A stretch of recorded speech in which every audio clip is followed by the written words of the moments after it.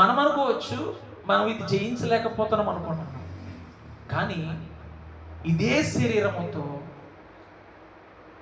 ఇలాంటి స్వభావంతో, ఇలాంటి మనసుతోనే ఈ లోకానికి వచ్చి ఆయన మనకు ఎలాంటి బలహీనతలు ఉన్నాయో అలాంటి బలహీనతలు జయించాడట.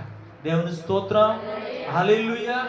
ఆయన జయించడానికి కారణం ఏంటి అని మొట్టమొదటిగా అడిగితే, ఆయనకున్న అలవాటు ఏంటని చెప్పామన్నా, మన ఎక్కువ కొడుకులు ఏం చెప్పాం, పెందల కాడ చీకటతోటే ఎక్కడికి వెళ్ళేవాడు ఆయన?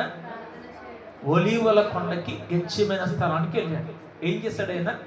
ప్రార్థన చేసేవాడు. తర్వాత పని ఏం చేసేవాడు ఆయన? మందిరానికి, దేవాలయానికి పరిగెత్తుకుంటూ వచ్చేవాడు. ఈ రెండు పనులు ఎవరైతే చేస్తారో వారు పాపాన్ని జయించగలుగుతారు, క్రీస్తులో నిలబడగలుగుతారు.